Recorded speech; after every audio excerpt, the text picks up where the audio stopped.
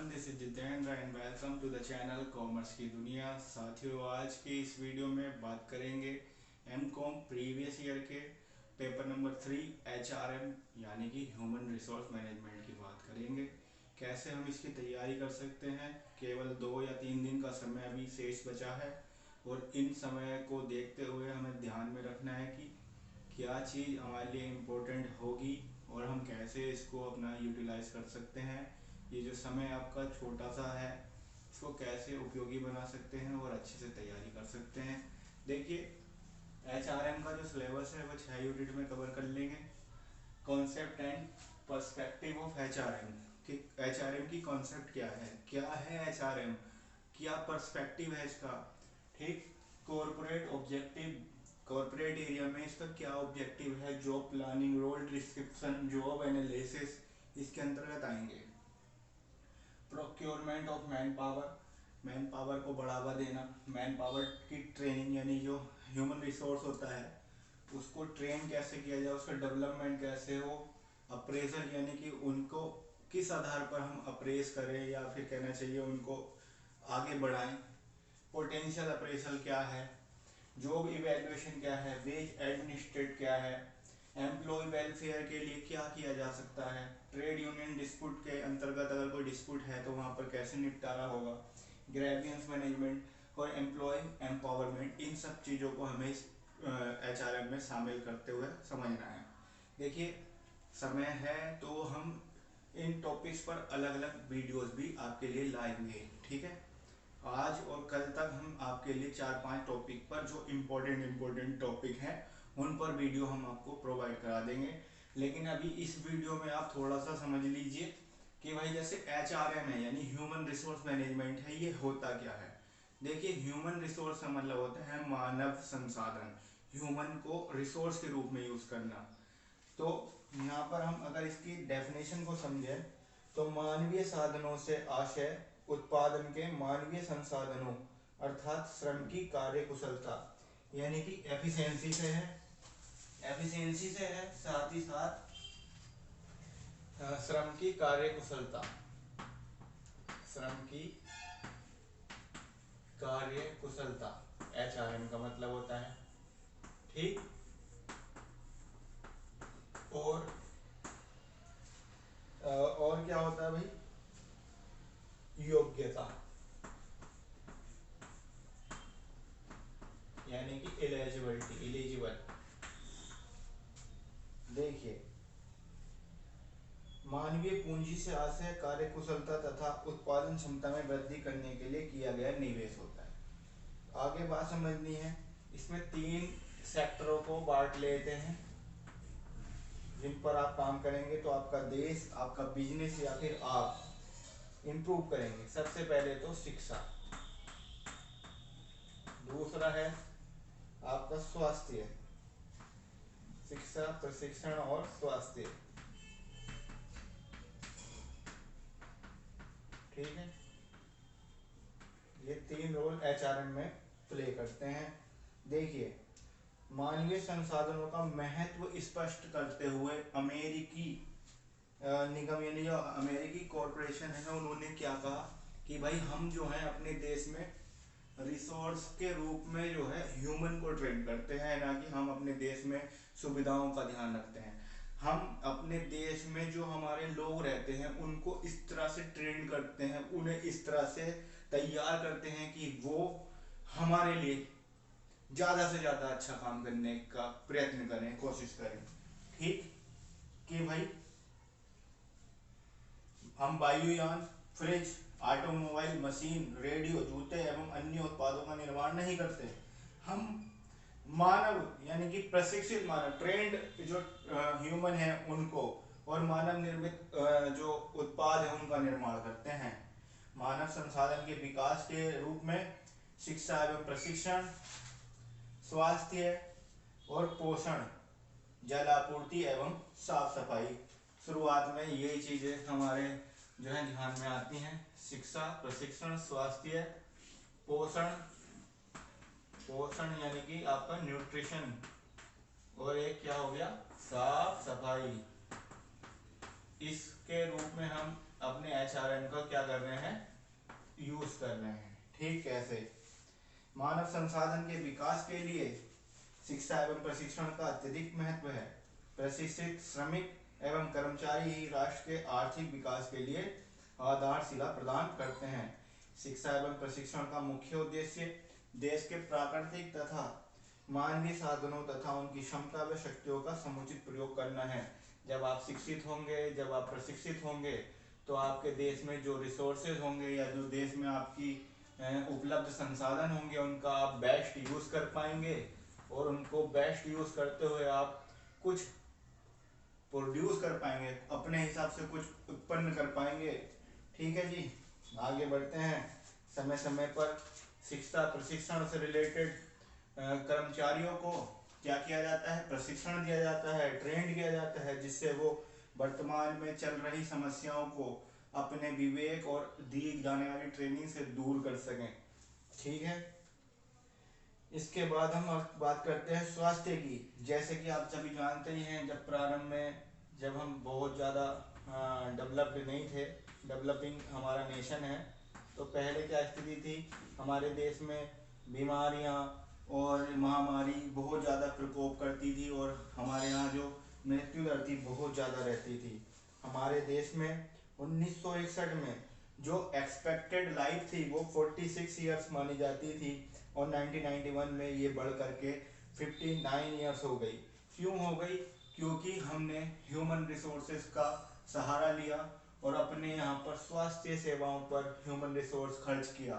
Human resource को इस तरह से ट्रेंड किया गया कि जिससे वो हमारे देश में आने वाली स्वास्थ्य से संबंधित समस्याओं को दूर कर सकें, जिसके लिए हमें चिकित्सा संबंधी उपकरण, साथ ही साथ चिकित्सा संबंधी शिक्षा और चिकित्सा संबंधी प्रशिक्षण हमने स्टार्ट किए, और हमारी जितनी भी पंचवर्षीय योजनाएं रहती थी उनमें हमने स्वास्थ्य को शामिल करना शुरू किया।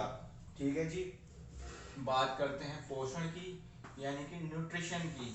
तो ये हमारी सबसे ज़्यादा एसेंशियल चीज़ होती है। इन तीनों के बाद पोषण, भारत में समय समय पर किए गए सर्वेक्षणों के द्वारा, यानी जितने भी सर्वेक्षण हुए हैं उनसे ये पता चला है कि भारत में 70% 70% से भी अधिक लोग जो हैं यहाँ पर कुपोषित हैं, माल न्यूट्रिशन का शिकार हैं। तो माल न्यूट्रिशन का शिकार होने के बाद यहाँ पर संतुलित आहार का मानवीय संसाधनों की कार्य क्षमता पर गहरा प्रभाव पड़ता है। इन साधनों की उत्पादकता में कमी का मुख्य कारण है पौष्टिक भोजन की कमी होना, और भारत में अधिकतर लोगों का उपलब्ध होने वाले भोजन में पौष्टिक पदार्थ जैसे प्रोटीन, मिनरल्स, विटामिन आदि का अभाव पाया जाता है। भारत सरकार ने पौष्टिक आहार उपलब्ध कराने के लिए अनेक पोषण संबंधी योजनाएं शुरू की। जैसे कि आप सभी देखते ही हैं, जब आपका सरकारी स्कूल में आप देखते हैं तो वहाँ MDM से रिलेटेड एक योजना चलती है, मिड डे मील की। जब बच्चा पैदा होता है तो उसमें धात्री, यानी जो धारण करने वाली महिला है, उसका पोषण का ध्यान रखा जाता है। उसे कुछ खाने से रिलेटेड जो है अन्न और जो है दलिया वगैरह प्रोवाइड कराया जाता है। अलग अन्य अन्य राज्यों में अलग अलग प्रकार से सेवाएं जो है उपलब्ध कराई जा रही हैं। स्वास्थ्य केंद्रों पर आंगनवाड़ी कार्यक्रम द्वारा और अन्य कार्यक्रमों द्वारा किशोरियों का भी यहाँ पर पोषण वगैरह का ध्यान रखा जाता है। बात करते हैं साफ सफाई और जल आपूर्ति की। तो भैया जल आपूर्ति भी बहुत ही इम्पोर्टेंट है। जल का अगर आपूर्ति सप्लाई सही से नहीं होगी तो देश, देखिए, पोषण तो होगा ही नहीं, और आदमी जो है जल जो हमारे लिए बहुत ही एसेंशियल चीज़ है उससे भी मर लेगा। जल आपूर्ति तथा साफ सफाई मानवीय संसाधनों के विकास के लिए एक महत्वपूर्ण पहलू है।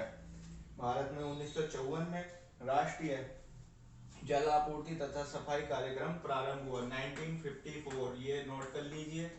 यहाँ पर ये चीज़ भी ज़्यादा इम्पोर्टेंट रहेगी। इस कार्यक्रम को सफल बनाने के लिए स्वास्थ्य विशेषज्ञों को प्रशिक्षित किया गया, साथ ही साथ विश्व बैंक की सहायता इसमें ली गई। देखिए, हमारे देश में या फिर अन्य देशों में कोई भी बड़े स्तर पर जो योजनाएं चलाई जाती हैं उनके लिए वर्ल्ड बैंक सबको फंड देता है। जैसे चाहे वो शिक्षा हो, चाहे वो स्वास्थ्य हो, चाहे वो पोषण हो, इन सभी बड़ी बड़ी चीज़ों के लिए वर्ल्ड बैंक फंडिंग करता है, पैसा देता है। ठीक है, तो मानवीय संसाधन के बारे में आपने समझ में आया कि भाई फैसिलिटीज नहीं, ह्यूमन को ऐसे ट्रेन किया जाए जो वो बेस्ट अपना दे सकें और उन फैसिलिटीज का ध्यान में रखते हुए उनको बेस्ट यूज में ला सकें। ठीक है जी। तो आपको इस टॉपिक पर हमने अच्छे से अपना जो है बिल्कुल क्लियर समझा दिया है। इसके बाद हम बात करते हैं एचआरएम के विभिन्न कार्यों की, यानी ह्यूमन रिसोर्स मैनेजमेंट के क्या क्या कार्य हो सकते हैं या इसके कार्य जो हैं किस तरह से डिवाइड किए गए हैं। तो एचआरएम यानी कि ह्यूमन रिसोर्स मैनेजमेंट के जो कार्य हैं उनको 3 भागों में बांट दिया गया है। नंबर 1 है इसका प्रबंधकीय कार्य, यानी कि मैनेजरियल फंक्शंस या मैनेजरियल मैनेजमेंट का फंक्शन हो गया इसका। ठीक है जी। एक है इसका स्टाफ फंक्शन, यानी कि सेवा संबंधी, सर्विस प्रोवाइडर, सेवा संबंधी। और तीसरा है आपका क्रियात्मक, यानी कि ऑपरेटिंग।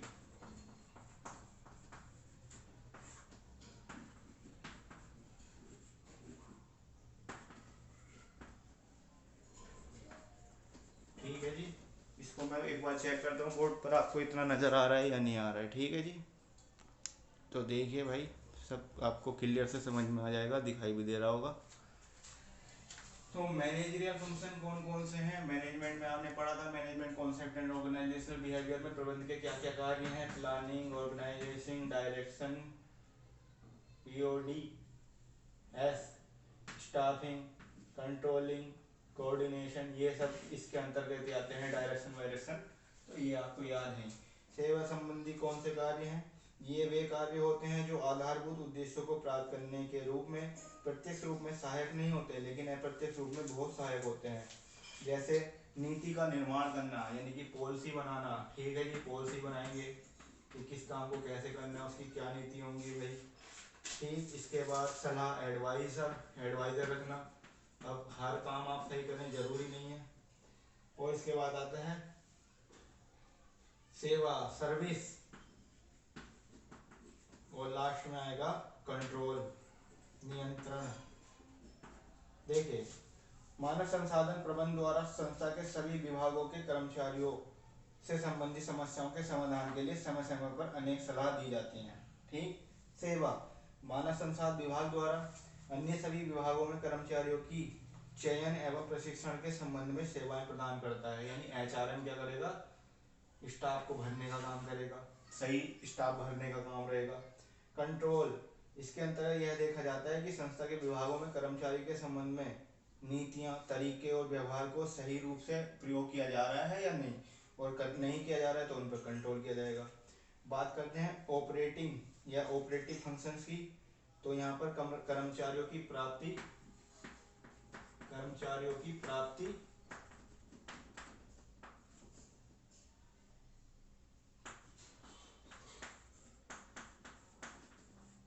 प्रगति, विकास कार्य जिसे बोल सकते हैं आप, विकास कार्य कराना भी एचआरएम का काम है।